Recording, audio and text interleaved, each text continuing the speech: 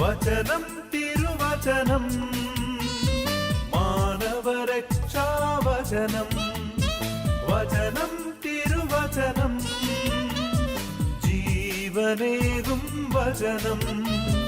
കാതുകളെ ശ്രവിച്ചിടുക പാവന സുവിശേഷം. ഹൃദയങ്ങളെ ഒരുങ്ങിയിടുക വചനത്തെ എതിരേൽക്കാൻ.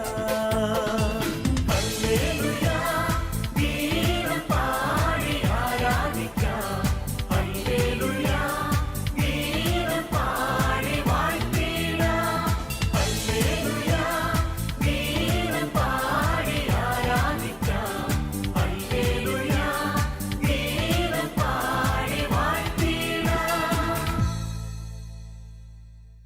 പരിശുദ്ധാത്മാവ് നമ്മുടെ ഹൃദയത്തിൽ ഇടിച്ചു കയറി ഒരു കാര്യം ചെയ്യില്ല.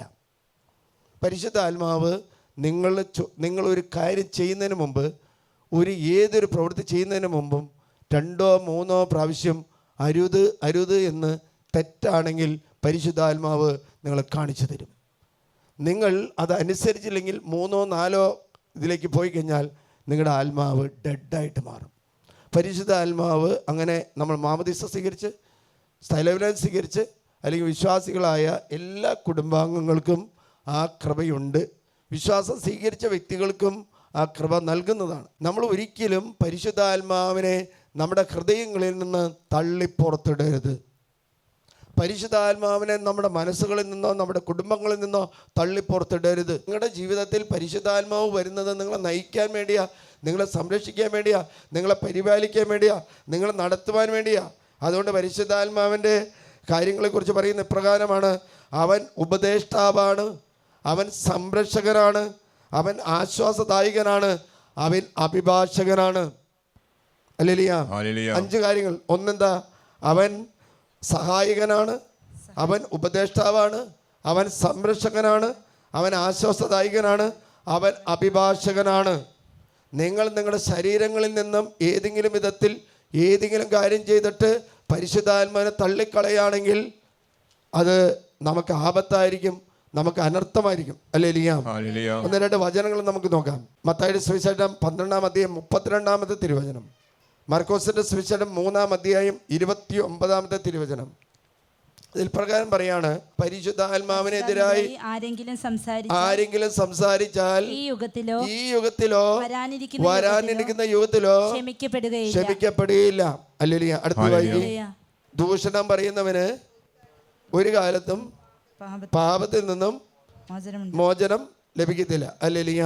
പാപത്തിൽ നിന്ന്. എന്നാൽ പരിശുദ്ധാത്മാവിനെ ധിക്കരിക്കുന്നവൻ, തള്ളിക്കളയുന്നവന് പറ്റെന്താണെന്ന് വെച്ചാൽ 12:29 പറയാണ്: ശക്തനായ ഒരു മനുഷ്യന്റെ ഭവനത്തിൽ പ്രവേശിച്ച് വസ്തുക്കൾ കവർച്ച ചെയ്യാൻ ആദ്യം തന്നെ അവനെ ബന്ധിക്കാതെ സാധിക്കില്ല. അപ്പോൾ ജീവിതത്തിൽ നമ്മളെ ഏതെങ്കിലും ഒരു പിശാച്, ഏതെങ്കിലും ഒരു ആസക്തി, ഏതെങ്കിലും അന്ധകാര ശക്തി നമ്മളെ കീഴ്പ്പെടുത്താതെ ദൈവത്തിന്റെ പരിശുദ്ധാത്മാവ് നമ്മളിൽ നിന്നും ചാടിപ്പോവില്ല. ഹല്ലേലൂയ. ഹല്ലേലൂയ. അതുകൊണ്ട് പറയാണ് ഇനി ലൂക്കായുടെ സുവിശേഷത്തിൽ 11:21 ഇപ്രകാരം തന്നെ പറയുന്നുണ്ട്: അതുകൊണ്ട് പരിശുദ്ധാത്മാവിനെതിരെയുള്ള പാപം എന്താണെന്ന് വെച്ചാൽ എന്താണെന്നാ? ദൈവസ്നേഹത്തിനെതിരെ ചെയ്യുന്ന പ്രവൃത്തിയാണ്.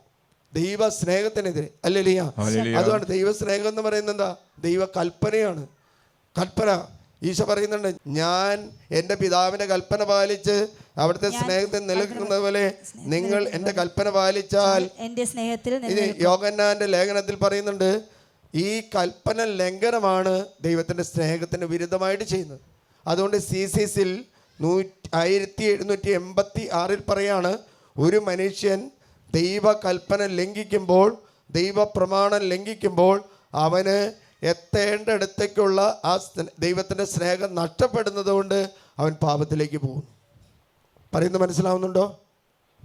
ഒരു ഞായറാഴ്ച കുർബാന നമ്മളെ ലാഘവബുദ്ധിയോടെ കാണാണ്, ഒരു കുമ്പസാരം ലാഘവബുദ്ധിയോടെ കാണാണ്.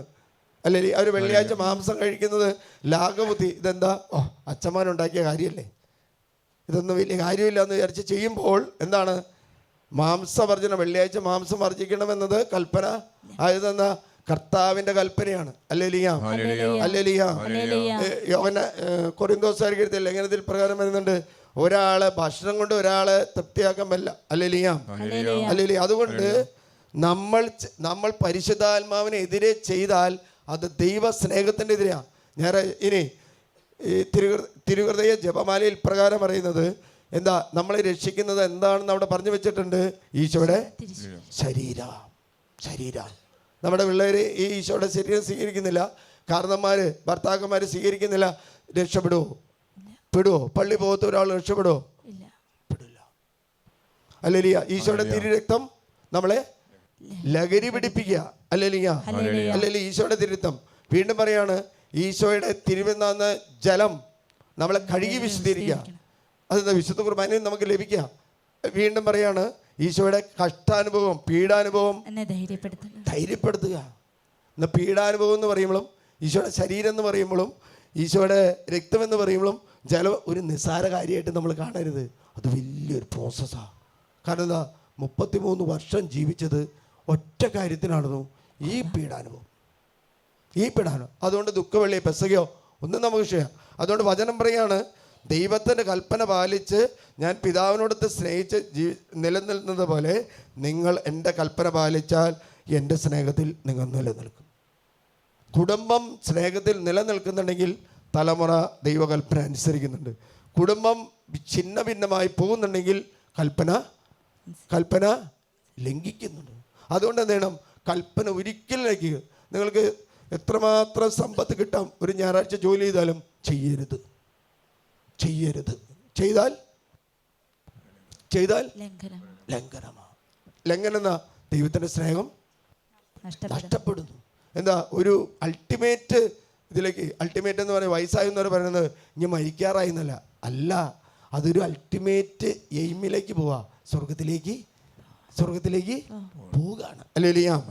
അതുകൊണ്ട് ഈ ദൈവ കൽപ്പനകൾ ലംഘിച്ചാൽ എന്ത് വരുമെന്ന് നമുക്ക് നോക്കാം. കൽപ്പന ലംഘിച്ചാൽ അത് ജഡമായിട്ട് മാറും. ഈ മാമോദീസായെ സൈലോൻ സ്വീകരിക്കുമ്പോൾ ഒരു പരിശുദ്ധാത്മാവിൻ്റെ വിത്ത് നിങ്ങളുടെ ഉദരത്തിൽ, നിങ്ങളുടെ ഹൃദയത്തിൽ ദൈവം നിക്ഷേപിക്കുക. ആ വിത്ത് വളരണമെങ്കിൽ എന്ത് ചെയ്യണം? വിത്ത് വളരണമെങ്കിൽ നമുക്കറിയാം, തേങ്ങ നമ്മൾ വിത്തായിട്ട് എടുക്കുമ്പോൾ തേങ്ങ മുളച്ച് വരുമ്പോൾ എന്താ ഉണ്ടാകുന്നതെന്ന് വെച്ചാൽ, ആ തേങ്ങ പൊട്ടി വരാനായിട്ട് വലിയൊരു ബുദ്ധിമുട്ടുണ്ട്, സമയം എടുക്കുന്നല്ല. ഇങ്ങനെ വരുമ്പോൾ അത് വലിയ പെയിൻ എടുക്കും. നിങ്ങളൊരു കൊച്ചിന് ജന്മം നൽകുക, എത്രയോ വേദന എടുക്കുന്നു അല്ലേ? അതേപോലെ തന്നെയാണ് ഒരു തേങ്ങ അതിൻ്റെ ആ ഈ വളർച്ച മുകളിലേക്ക് വരുമ്പോൾ അതിങ്ങനെ എടുക്കും. അല്ലെങ്കിൽ ഒരു കോഴിമുട്ട, ആ കോഴി വിരിയുമ്പോൾ പൊളിയുന്നത് പോലെ അത്രമാത്രം നമ്മൾ പെയിൻ ഈ പരിശുദ്ധാത്മാവ് ഒരു വ്യക്തിയിൽ പ്രവർത്തിക്കാൻ വേണ്ടി നമ്മൾ ആഗ്രഹിച്ച് പ്രാർത്ഥിക്കണം. ഹല്ലേലൂയ. എല്ലാവരും അഗസ്തീനോസിലൊരു പരിശുദ്ധാത്മുണ്ട്. അവൻ്റെ അമ്മ പ്രാർത്ഥിച്ചു, എന്തായി? അത് പൊട്ടിത്തുറന്നു. കഴിഞ്ഞ ദിവസം ഒരു കുടുംബം ഇവിടെ വന്നു. ആ കുടുംബത്തിന് വേണ്ടി നമ്മൾ പ്രാർത്ഥിച്ചു. അവർക്ക് 3ാമത്തെ കുട്ടിയാണ്, ഏറ്റവും പ്രശ്നമുള്ള കുട്ടിയാണെന്ന് പറഞ്ഞു. ഞാൻ പറഞ്ഞു, ഏറ്റവും കൃപയുള്ള കുട്ടി ആ കുട്ടിയാണ്. അതിനുള്ള അടയാളം കൊടുത്തു. ഹല്ലേലൂയ. അപ്പോൾ അവർ പറഞ്ഞു, ആദ്യത്തെ കൊച്ചായിരുന്നു, ചേട്ടനും ഞാനും പിരിഞ്ഞ് ജീവിച്ചത്, അവനൊരു കുഴപ്പമില്ല, പക്ഷേ ഇവന് കൃപയുണ്ട്, പക്ഷേ ഇവന് സഹനങ്ങളുണ്ട്, രോഗങ്ങളുണ്ട്, ബുദ്ധിമുട്ടുണ്ട്. ഞാൻ പറഞ്ഞു, ഇവന് നിങ്ങൾ പ്രാർത്ഥിച്ചാൽ ഈ പരിശുദ്ധാത്മാവിൻ്റെ കൃപ എന്ത് ചെയ്യും? അവനിൽ ജ്വലിച്ചു വരുമ്പോൾ ഇവനായിരിക്കും നിങ്ങളുടെ 3 മക്കളിൽ ഏറ്റവും നല്ലവൻ. അല്ലെങ്കിൽ ഏറ്റവും നല്ലവൻ. ഹല്ലേലൂയ. അവർ അത് പോകുമ്പോൾ അവർ സമ്മതിച്ചു പോയി. അവർക്ക് വേണ്ടി പ്രാർത്ഥിച്ചു. അവർക്ക് സൗഖ്യം കിട്ടി സമയത്തുണ്ടായ സംഭവമാണ്. അതുകൊണ്ടാണ് ഞാൻ പറഞ്ഞത്, നമ്മൾ ഭക്ഷണപദാർത്ഥങ്ങൾ കഴിക്കുമ്പോൾ ശ്രദ്ധിക്കണമെന്ന് പറഞ്ഞത്. ഞാൻ ഇവിടെ ഓർക്കാണ്, ഒരു പയ്യ ഇവിടെ വന്നു, ഞാൻ കുർബാന തുടങ്ങി, അന്ന് അവൻ 12 പ്രാവശ്യം ബാത്റൂമിൽ പോയി. 12 പ്രാവശ്യം. കഴിഞ്ഞ ദിവസം ഉണ്ടായതാണ്. നമ്മളിവിടെ ആ കുടുംബത്തിന് വേണ്ടി ഡെലിവറൻസ് ചെയ്ത് പ്രാർത്ഥിക്കുമ്പോൾ അവരുടെ കുടുംബത്തിൽ അംഗങ്ങൾ വയറ്റിളക്കം പറഞ്ഞ് വിശ്വസിക്കുമോ? നിങ്ങൾ വിശ്വസിക്കുമോ? ആ സഹോദരൻ ചെന്ന വഴി വൈകിട്ട് 10 മണിയായപ്പോൾ വിളിച്ച, ഫാദർ, നിങ്ങളവിടെ പ്രാർത്ഥിക്കുന്ന സമയത്ത് എൻ്റെ കുടുംബത്തിൽ ഇന്ന സംഭവങ്ങൾ നടന്നു. അപ്പോൾ എവിടെയോ ഒരു പിശാച് ആ കുടുംബത്തെ ബന്ധിച്ചിട്ടു. അല്ലെങ്കിൽ അതുകൊണ്ട് ഭക്ഷണപദാർത്ഥങ്ങൾ ഏറ്റവും കൂടുതൽ ശ്രദ്ധിക്കേണ്ടത് എന്താണെന്ന് വെച്ചാൽ ഉദരമാണ് ശ്രദ്ധിക്കേണ്ടത്. ഹല്ലേലൂയ. കാരണം ഉദരത്തിലാണ് ഏറ്റവും മായം തരാൻ പറ്റുന്നത്. ഉദരം കേടായി കഴിഞ്ഞാൽ ഒരു വ്യക്തിക്ക് യാത്ര ചെയ്യാൻ പറ്റില്ല. ഹല്ലേലൂയ. അതുകൊണ്ട് കൃത്യമായിട്ട് ഇനി നമ്മൾ യൂദാ തദ്ദേശിന്റെ ലേഖനം 1-ാമത്തെ അധ്യായം 17 തൊട്ടുള്ള വചനത്തിൽ നമുക്കൊന്ന് വായിക്കാം. എന്റെ പ്രിയപ്പെട്ടവരെ, നിങ്ങൾ നമ്മുടെ കർത്താവായ യേശുക്രിസ്തുവിൽ അപ്പസ്തോലന്മാരാൽ പറയപ്പെട്ട വചനങ്ങൾ ഓർക്കുവിൻ. അവർ നിങ്ങളോട് പറയുന്നു, തങ്ങളുടെ ദുഷ്ടമായ അധമവികാരങ്ങൾക്ക് അടിമപ്പെട്ട് ജീവിക്കുന്ന പരദൂഷകർ അവസാന നാളിൽ വരും. പരിശുദ്ധാത്മാവില്ലാത്തവരും കേവലം ലൗകികമായവനാണ് ഭിന്നിപ്പുണ്ടാക്കുന്നത്. എന്നാൽ പ്രിയപ്പെട്ടവരെ, നിങ്ങൾ പരിശുദ്ധാത്മാവിൽ പ്രാർത്ഥിച്ചുകൊണ്ട് നിങ്ങളുടെ പവിത്രമായ വിശ്വാസത്തിൽ അഭിവൃദ്ധി പ്രാപിക്കുവിൻ. നിത്യജീവിതത്തിനായി നമ്മുടെ കർത്താവായ യേശുക്രിസ്തുവിൽ കാരുണ്യത്തെ ഉറ്റുനോക്കിക്കൊണ്ട് ദൈവസ്നേഹത്തിൽ നിങ്ങളെ തന്നെ കാത്തുകൊള്ളുവിൻ. ദൈവസ്നേഹത്തിൽ നിങ്ങൾ തന്നെ. ഇനി പറയുന്ന ശ്രദ്ധിക്കുക, ചഞ്ചല ചിത്തരോട് അനുകമ്പ അഗ്നിയിൽ അകപ്പെട്ടവരെ പിടിച്ചു മാംസദാഹത്താൽ കളങ്കിതരായവരെ വസ്ത്രത്തെ പോലും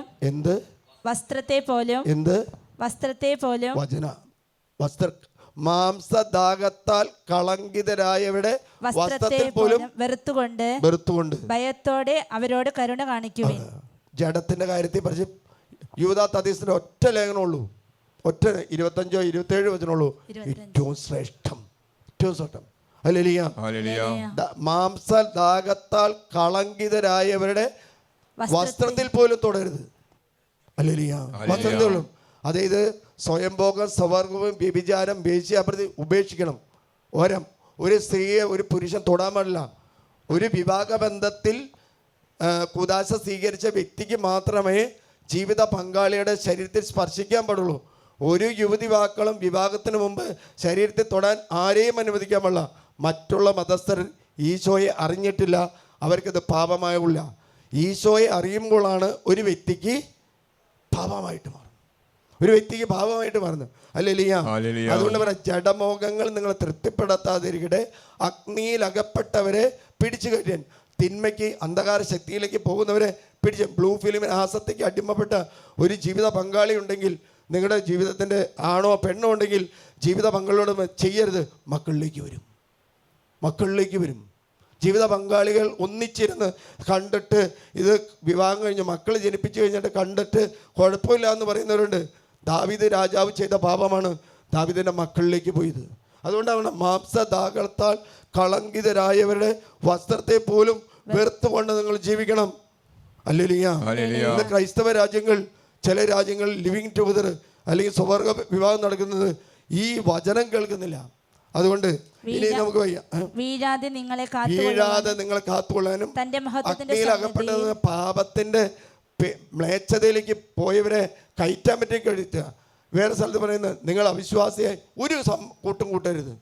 അല്ലെങ്കിൽ അച്ഛൻ പറയുന്നത് വെറുതെ വചനം വെച്ചാൽ, അല്ലെങ്കിൽ വേണം ഒരു കുടുംബം പറഞ്ഞിങ്ങനെയാ, അച്ഛാ കല്യാണം കഴിച്ചില്ലേ ചിലതൊക്കെ ചെയ്യാതെ ഒരു രസമില്ല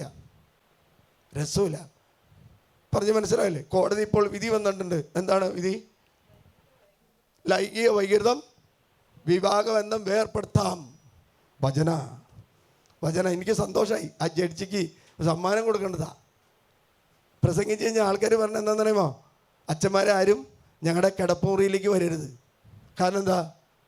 കിടപ്പുമുറി ഞങ്ങളുടെ സ്വന്തം അല്ല, ബലിവേദിയാ. ഈ ബലിവേദിക്ക് തുല്യമാണ് നിങ്ങളുടെ കിടപ്പുമുറി. ക്രൈസ്തവൻ്റെയാ പറയുന്നത്. മനസ്സിലാവുണ്ടോ? അച്ഛൻ പറയുന്നത് വ്യക്തമാണ്. ക്രൈസ്തവൻ്റെ ബന്ധം എന്ന് പറഞ്ഞാൽ മക്കളെ ജനിപ്പിക്കുന്നത് തലമുറയ്ക്ക് വേണ്ടിയാണ്. ഞാൻ നേരത്തെ യെശയ്യാ പ്രവാചകൻ, അത് തലമുറയായിട്ട് ആ രാജ്യവും ആ ദേശവും നിങ്ങളുടെ മക്കളെ അറിയപ്പെടും. ഇനി റോമാക്കാർക്ക് എഴുതിയിൽ എങ്ങനെ നടക്കുക? 6:12 വയ്ക്കാം. ജഡമോഹങ്ങൾ നിങ്ങളെ കീഴ്പ്പെടുത്താൻ തക്കവിധം പാപം നിങ്ങളുടെ മർത്യ ശരീരത്തെ ഭരണം നടത്താതെ. കിട്ടിയോ? അതുകൊണ്ട് ജഡമോഹങ്ങൾ നിങ്ങളെ കീഴ്പ്പെടുത്താൻ തക്കവിധം പാപം നിങ്ങളുടെ മർത്യ ശരീരത്തിൽ ഭരണം നടത്താതിരിക്കട്ടെ. അപ്പൊ ജഡത്തിന് വിധേയപ്പെടാൻ പറ്റുമോ? കുഴപ്പമില്ല. ആത്മാവ് നഷ്ടപ്പെടും. ആത്മാവ് നിർവീര്യമാവും. ഹല്ലേലൂയ. ഹല്ലേലൂയ. ഹല്ലേലൂയ. അതുകൊണ്ട് നിങ്ങളുടെ അവയവങ്ങളെ അനീതിയുടെ ഉപകരണങ്ങളാക്കി പാപത്തിന് സമർപ്പിക്കാതെ പ്രത്യുത മരിച്ചവരിൽ നിന്ന് ജീവൻ പ്രാപിച്ചവരായി നിങ്ങളെ തന്നെയും നീതിയുടെ ആയുധങ്ങളായി നിങ്ങളുടെ അവയവങ്ങളെയും ദൈവത്തിന് സമർപ്പിക്കുവിൻ. പാപം നിങ്ങളുടെ മേൽ ഭരണം നടത്തും. ബാറൂക്ക് പ്രവാചകന്റെ പുസ്തകത്തിൽ പറയാം, പാപം നിങ്ങളെ നിലം പറ്റിക്കും. നമ്മുടെ പ്രീക്കാന കോഴ്സുകളൊക്കെയും കുറേയുടെയും ആർജവത്വം കാണിക്കണം എന്ന് പറഞ്ഞാൽ കൂടുതൽ ഇതിനെ ഫോക്കസ് ചെയ്താൽ വിവാഹ ബന്ധങ്ങൾ തകരില്ല. കോടതി വിധി വന്നിരിക്കുകയാണ്. എന്താണ് പറഞ്ഞത്? വിവാഹ ജീവിതത്തിൽ പ്രവേശിക്കുന്ന ഏതെങ്കിലും ജീവിത പങ്കാളി ബലപ്രയോഗത്തിലൂടെ ലൈംഗിക ഓറൽ സെക്സ് ചെയ്താൽ ആ വ്യക്തിക്ക് വിവാഹമോചനം ആവശ്യപ്പെടാം. വചനാണോ? വചനല്ലേ? വചന. കാരണം അവൻ്റെ ശരീരം പരിശുദ്ധാത്മാവിൻ്റെ ആലയമാണ്. എൻ്റെ ശരീരം പരിശുദ്ധാത്മാവിൻ്റെ ആലയമാണ്. ഇത് ക്രയവിക്രയം ചെയ്യാനുള്ളതല്ല. ഹല്ലേലൂയ. അത് അടുത്ത് എന്താ? 1 കൊരിന്ത്യർ 3:16 വായിക്ക്. അതിൻ്റെ ഇത് പറയാം. അത് വായിച്ചത് എന്താ? അദ്ദേഹം പറയാം, ഇപ്പോൾ നിങ്ങൾ പാപത്തിൽ മോചിതരായി ദൈവത്തിന് അടിമകളായിരിക്കാൻ നിങ്ങൾക്ക് ലഭിക്കുന്ന വിശുദ്ധീകരണവും അതിൻ്റെ അവസാനം നിത്യജീവനുമാണ്. പാപത്തിൻ്റെ വേദനം മരണം. എവിടെ കിടക്കുന്നത്? റോമാക്കാർക്ക് എഴുതിയ ലേഖനത്തിൽ 6:22 പാപത്തിൻ്റെ വേദനം മരണം. നീ തുടർന്ന് വായിക്കേ. നീതിയുടെ അവയവങ്ങളെ വായിക്കാം. അത് നിങ്ങൾ പിന്നീട് വായിച്ചോ. ഇനി 1 കൊരിന്ത്യർ 3:16 എടുത്ത് വായിച്ച്. നിങ്ങൾ ദൈവത്തിൻ്റെ ആലയമാണ്, ദൈവാത്മാവ് നിങ്ങളിൽ വസിക്കുന്നതിലെന്ന് നിങ്ങൾ അറിഞ്ഞുകൂടെ. ദൈവത്തിന്റെ ആലയം നശിപ്പിക്കുന്നവനെ ദൈവവും നശിപ്പിക്കും. എന്നാൽ ദൈവത്തിന്റെ ആലയം പരിശുദ്ധമാണ്. അപ്പൊ എന്റെ ആലയം എന്റെയാണോ? 1 തെസ്സലോനിയ 4:6-10 4 തൊട്ട് വായിച്ച മനോഹരാണ്. നിങ്ങൾ വിജാതിയർ ചെയ്യുന്നത് പോലെ കാമവികാരങ്ങൾക്ക് നിങ്ങൾ അടിമപ്പെടരുത്. ഈ വിഷയത്തിൽ നിങ്ങൾ വഴിപിഴയ്ക്കുകയോ സഹോദരനെ വഞ്ചിക്കുകയോ ചെയ്യരുത്.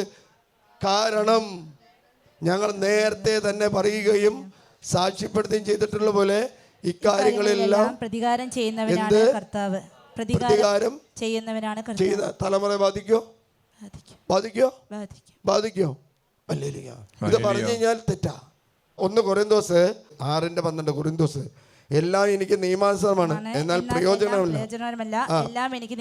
13 വഴി ആഹാരം ഉദരം ആഹാരത്തിനും വേണ്ടിയുള്ള ദൈവം ഇവ രണ്ടിനെയും നശിപ്പിക്കും. ഇത് രണ്ടിനെയും നശിപ്പിക്കും. കേരളം രക്ഷപ്പെടാൻ സാധ്യതയുണ്ടോ? കേരളത്തിൽ രക്ഷപ്പെടാൻ സാധ്യതയുണ്ടോ? ഇന്നത്തെ ഭക്ഷണത്തോടുള്ള ആർത്തി കൂടിയിരിക്കുക. നമ്മുടെ കല്യാണങ്ങളും നമ്മുടെ എല്ലാ സാധനങ്ങളും ഇന്ന് ഇടവകയിൽ ഒരു നേർച്ച സദ്യ നടത്തിയ പോലും അത് കാറ്ററിംഗുകാരെ ഏൽപ്പിച്ചിട്ട് കൊണ്ടുവന്ന് കൊടുക്കില്ല അല്ലേ? നേർച്ച സദ്യ കാറ്ററിംഗുകാരെ ഏൽപ്പിക്കാനുള്ള, അത് പ്രാർത്ഥിച്ച് ഏൽപ്പിക്കാനുള്ളതല്ലേ അല്ലേ? കാറ്ററിങ്ങിന് ഈ ഹോട്ടലിൽ നിന്നും പ്രത്യേകിച്ച് ഷവർമ, കുഴിമന്തി, അൽഫാം, ദം ബിരിയാണി, കബാബ് കഴിക്കുന്ന പിള്ളേർ കുമ്പസാരിക്കില്ല. കാരണം ഇവിടെ ഒരു കൊച്ച് അൽഫാം ഒരു വെള്ളിയാഴ്ച ശുശ്രൂഷ കാണിക്കുമ്പോൾ അവനിത് കഴിഞ്ഞിട്ട് പോയി മേടിച്ചു. അതങ്ങനെ ഞാൻ പഠിച്ചത്. എനിക്കൊരു കഴിക്കണമെന്ന് ആഗ്രഹമുണ്ടായി. ഞാൻ ഒരു വണ്ടി ഒരു സ്ഥലത്ത് നിർത്തിയത്. പക്ഷേ ആത്മാവ് പറഞ്ഞു വണ്ടി എടുക്കാൻ പറഞ്ഞു. വണ്ടി എടുത്ത് കൊണ്ടുപോയി. അതിൻ്റെ ഈ പുസ്തകത്തിൽ പറയാണ്, ഈ പുസ്തകം അതുകൊണ്ടാണ് പരിചയപ്പെടുത്താൻ, ക്രൈസ്തവ വിശ്വാസവും ഇസ്ലാമിക് വീക്ഷണങ്ങൾ എന്ന പുസ്തകം നിങ്ങൾ വായിച്ചിരിക്കണം ഈ കാലഘട്ടത്തിൽ. അല്ലെങ്കിൽ ജെ ജെറാൾഡ്, അല്ലെങ്കിൽ സെബാസ്റ്റ്യൻ പുന്നക്കൽ, അതുപോലെ തന്നെ ഒരു ജമീല ടീച്ചർ, അങ്ങനെ ഉണ്ട്. യൂട്യൂബുകൾ കിടപ്പുണ്ട്.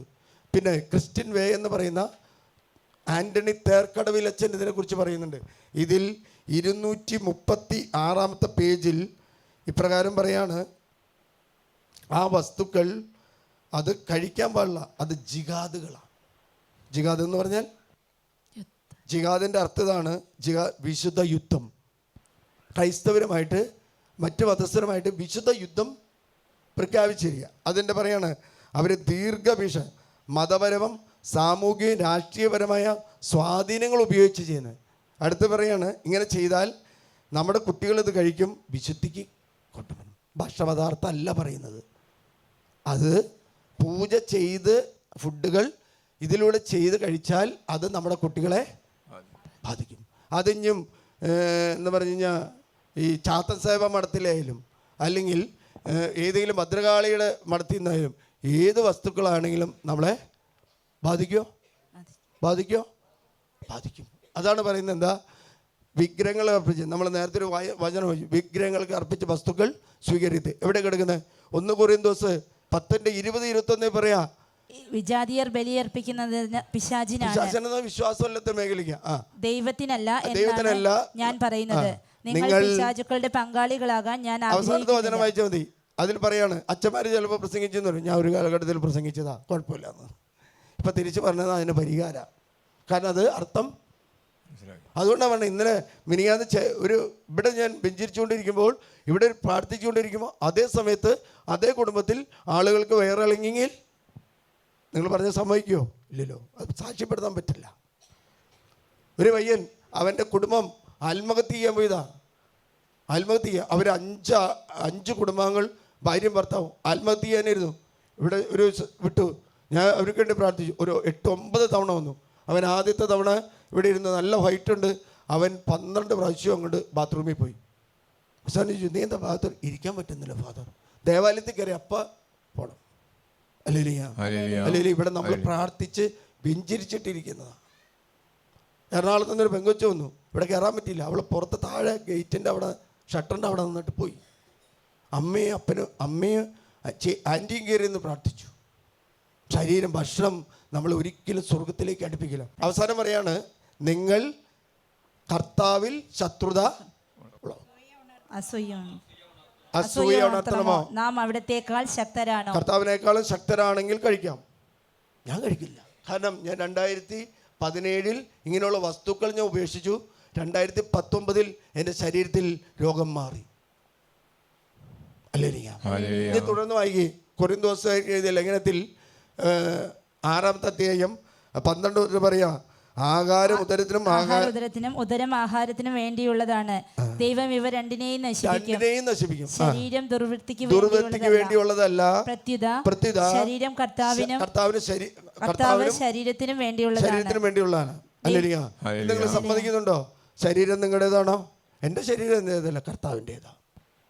അല്ലേ? അതാ ഞാൻ ഒരു വിശ്രമമില്ലാതെ സുവിശേഷ പ്രഘോഷണം നടത്തുന്നത്.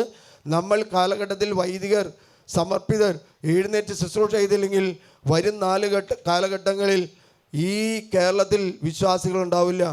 പാലക്കാട് രൂപത സായി മെത്രാൻ എന്ന പീറ്റർ പിതാവിന് റോമിലെ ഒരു ആസ്ഥാനം കൊടുത്തിരുന്നത്. അന്ന് വിശ്വാസികളുണ്ടായിരുന്നു, ഇന്ന് വിശ്വാസികളില്ല.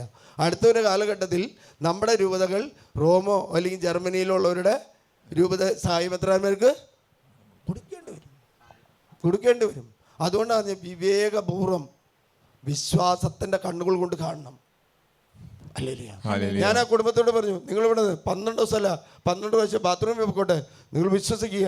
കഴിഞ്ഞ ദിവസം അവർ സന്തോഷത്തോടെ ആനന്ദത്തോടെ പറയാം, ഞങ്ങളുടെ മകനിൽ മാറ്റങ്ങൾ സംഭവിച്ചു, അവൻ്റെ ജീവിതത്തിൽ വ്യത്യാസം സംഭവിച്ചു, അവൻ കുർബാന കാണാൻ പോകുന്നു, അവൻ പ്രാർത്ഥിക്കാൻ തുടങ്ങുന്നു, ഞങ്ങൾക്ക് സന്തോഷമായി ഫാദർ. ചെറിയ ആൾക്കാരൊന്നുമല്ല, വലിയ ശുശ്രൂഷ മേഖലയിൽ നിൽക്കുന്ന അവർ സന്തോഷം.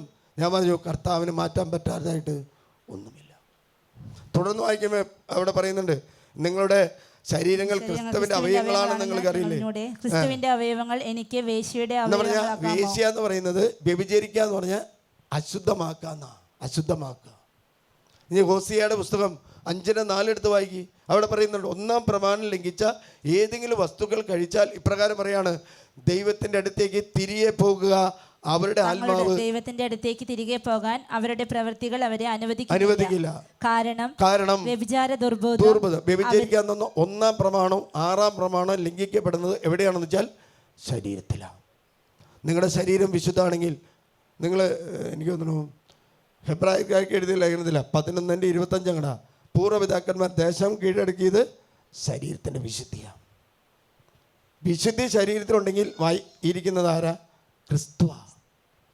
ഇനി റോമാക്കാർക്ക് എഴുതിയ ലേഖനം 8:10-4 തൊട്ട് വായിക്കാം. അവിടെ പറയാണ്, ഇത് ശരീരത്തിന്റെ പ്രവണതകൾക്കനുസരിച്ച് ജീവിക്കാതെ ആത്മാവിന്റെ പ്രചോദനം അനുസരിച്ച്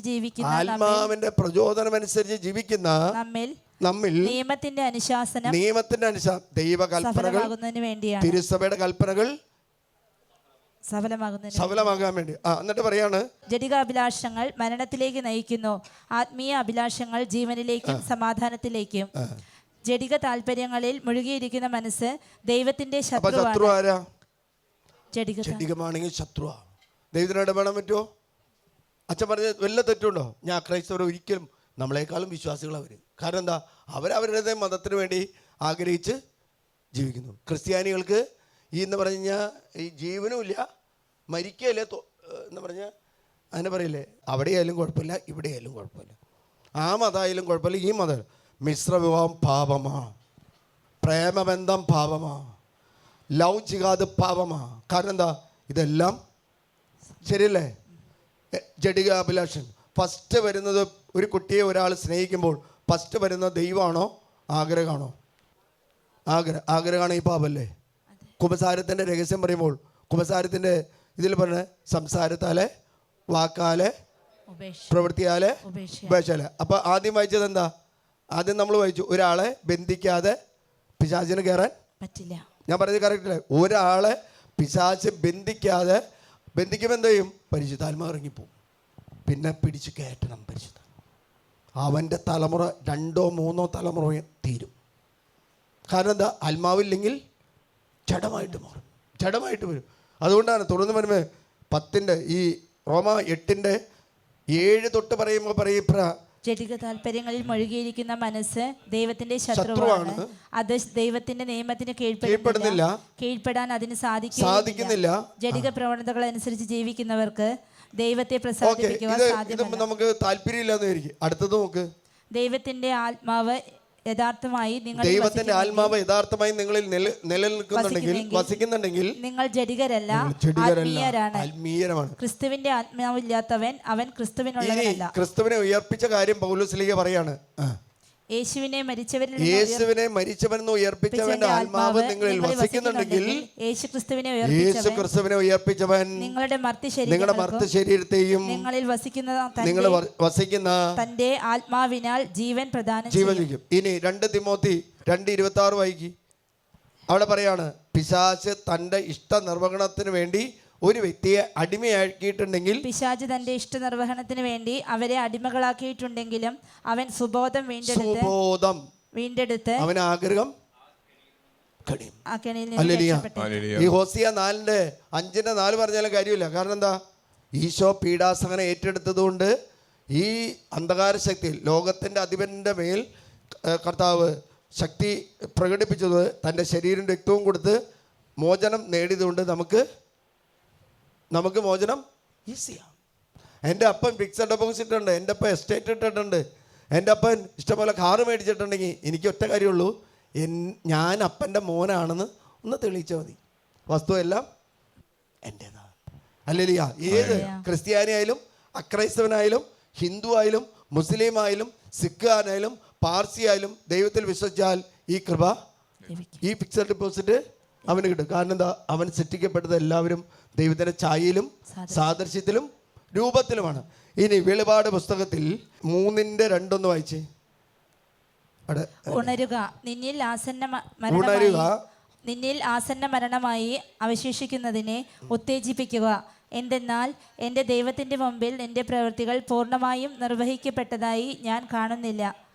അതുകൊണ്ട് ദൈവത്തിന് മുമ്പിൽ എൻ്റെ പ്രവൃത്തികൾ പൂർണ്ണമായിട്ട് നിർവഹിക്കപ്പെട്ടതായി ഞാൻ കാണുന്നില്ല. അതുകൊണ്ട് നീ സ്വീകരിച്ചതും കേട്ടതും എന്തെന്നനുസരിച്ച് അത് കാത്തു സൂക്ഷിക്കുകയും അനുദപിക്കുകയും ചെയ്യുക. നീ ഉണരുന്നില്ലെങ്കിൽ ഞാൻ കള്ളനെ പോലെ വരും. ഏത് സമയത്താണ് ഞാൻ? ഏത് കള്ളനാ? നാട്ടിലെ കള്ളനാണോ? യുഗാന്ത്യത്തെ കുറിച്ച് 2 മണ്ണ് റോമ 8:11-12 പറഞ്ഞ യേശു ക്രിസ്തുവിനെ മരിച്ചവനെ ഉയർപ്പിച്ച ആത്മാവ് ഉണ്ടെങ്കിൽ നീ ഉദ്ധാനം ചെയ്യും.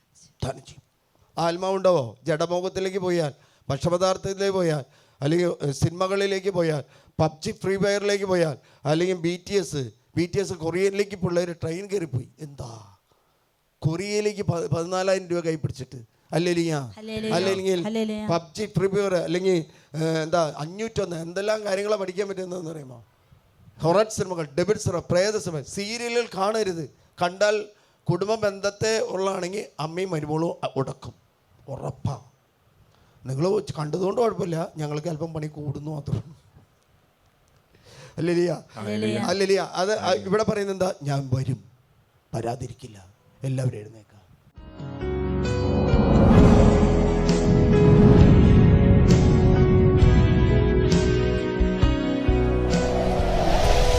ജീവജ്വാലൈ എന്നാത്മാവിനെ മൃദുവായി മുറിപ്പെടുത്തുന്നു നീ. അതിനാൽ എന്നാത്മാവിൻ ആഴമേ അടിമത്തത്തിലല്ല നീനിമേൽ നിൻഹിതമെങ്കിൽ സ്നേഹാഗ്നിജ്വാലൈ ലയിച്ചമർന്നിടട്ടി നീ. മധുര സംഭാഷണ മറവിലൂടെ മുറിപ്പെടുത്തുന്നു നീ ആദ്രമാ. സ്തുതിക്കട്ടെ. ഹല്ലേലൂയ, ഹല്ലേലൂയ, ഹല്ലേലൂയ, ഹല്ലേലൂയ, ഹല്ലേലൂയ. തിരുത്തലേ ഞങ്ങളുടെ മേൽ ഒഴുകണമേ. യേശുവിന്റെ തിരുത്തലേ ഞങ്ങളുടെ മേൽ ഒഴുകണമേ. യേശുവിന്റെ തിരുത്തലേ ഞങ്ങളുടെ തലമുറയുടെ മേൽ ഒഴുകണമേ. യേശുവിന്റെ തിരുത്തലേ ഞങ്ങളുടെ കുടുംബങ്ങളുടെ മേൽ ഒഴുകണമേ. യേശുവിന്റെ തിരുത്തലേ ഞങ്ങളുടെ മക്കളുടെ മേൽ ഒഴുകണമേ. യേശുവിന്റെ തിരുത്തലേ ഞങ്ങളുടെ ജീവിത പങ്കാളിയുടെ മേൽ ഒഴുകണമേ. യേശുവിന്റെ അവന്റെ നാനാജാതി മതസ്ഥരുടെ മേൽ ഒഴുകണമേ. ഹല്ലേലൂയ. അക്രൈസ്തവരെ സമർപ്പിച്ച് പ്രാർത്ഥിക്കുന്നു. യേശുവിനെ കൊടുക്കുവാനുള്ള കൃപയ്ക്ക് വേണ്ടി പ്രാർത്ഥിക്കുന്നു. ഹല്ലേലൂയ, ഹല്ലേലൂയ, ഹല്ലേലൂയ, ഹല്ലേലൂയ. തിരുത്തലേ ഒഴുകണമേ. തിരുത്തലേ ഞങ്ങളുടെ മേൽ ഒഴുകണമേ. തിരുത്തലേ ഞങ്ങളുടെ മേൽ ഒഴുകണമേ.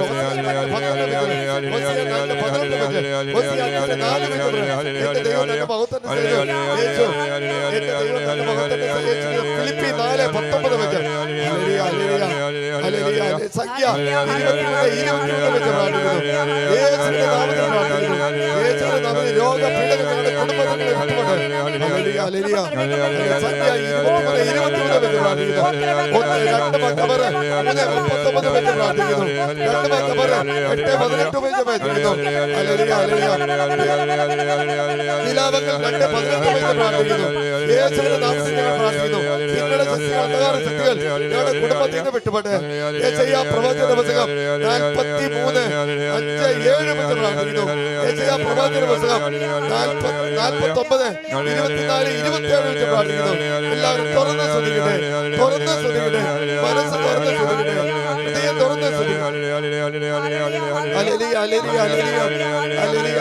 അവന്റെ മുറിവിന് നിങ്ങൾ സകലമെന്ന് മാത്രം യേശുവിന്റെ നാമത്തിൽ പ്രാർത്ഥിക്കുന്നു. ഹല്ലേലൂയ. ഹോശിയ 4:12 വെച്ച്, ഹോശിയ 4:12 വെച്ച് 1 കൊരിന്ത്യർ 16 വെച്ച് 1 കൊരിന്ത്യർ 6:11-12-26 വെച്ച് യേശുവിന്റെ നാമത്തിൽ 1 തെസ്സലോനിയ 4:6-10 വെച്ച്